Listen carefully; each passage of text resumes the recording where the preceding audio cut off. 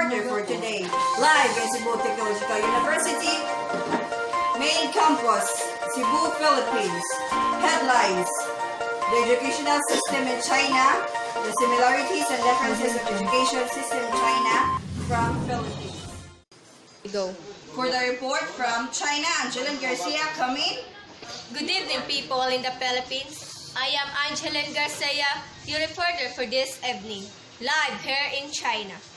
So, as we go beyond the headlines, I gathered more information here in China. I interviewed one of the school teachers here in China. She was Miss Jel Chu. To sum up all of the information about education system in China, education was used as a vital tool for consolidation and unification of the country. The new educational system includes the following.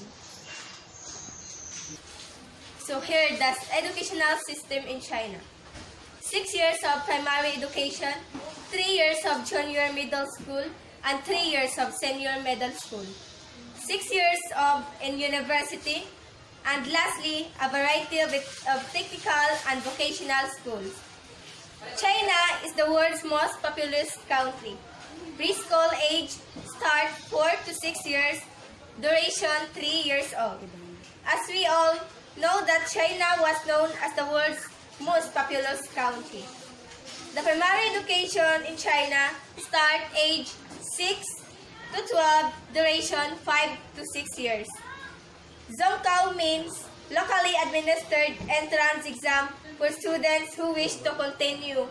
The results of Zhongkao decide whether the students go to senior high school or vocational school, or senior high school. And now, the primary education, the compulsory subject. They learn moral education, Chinese languages, mathematics, Chinese, social studies, natural science, physical, education, music, arts, and labor services. And that's all the educational system in China. Back to you, Jill. Thank you for that report, Miss Anjelyn Garcia. And for this evening, the headlines are the educational system in China, similarities and differences of education system in China from the Philippines. Education in the Philippines was patterned to the educational system of Spain and United States. After the liberation of the Philippines in 1946, Filipinos have moved in various directions of its own. Elementary and high school is compulsory, which is administered by the Department of Education. Preschool age 3 to 5 years old. Students learn the alphabet number, shapes, and colors through games, songs, and dances in their mother tongue offered in the public schools. Preschool education. Preschool education is optional before entering elementary level since not everyone could afford it. Primary education of grade 1 to 6. So the subjects are math, science, Filipino, English, Hikase, and Heli. And in secondary education in the Philippines, from ages 12 to 17 years old. The prerequisite of which is the completion of elementary education. There are 4 years of junior high, 2 years of senior high, and in the senior high, they are able to choose different strands. Choice of career track will define the content of the subject. A student will take in grade 11 to 12. Subjects fall under either the academic track or in TechVoc. And while in tertiary education in the Philippines, we have state universities and colleges able to undergo 4 years studies and will pursue a baccalaureate degree. So, and we are going to get the similarities of China and Philippines.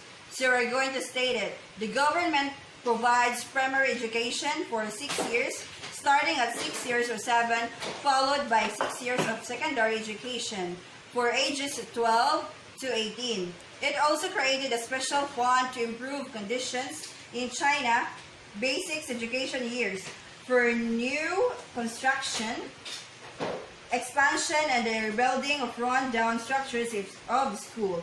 Similarly, in our country, a big extractions of budget for the Department of Education for school constructions and repair and school facilities. To attain higher literacy rate, China's government created a scholarship and loan system to help students who could not cover their living expenses, but they studied hard, obeyed the state laws, and observed discipline codes. Similarly, in our country, the government has a law. It is called a Study Now, Pay Later program. This project is intended to those students who are academically good but cannot afford to support themselves in college because the income of the parents is not sufficient.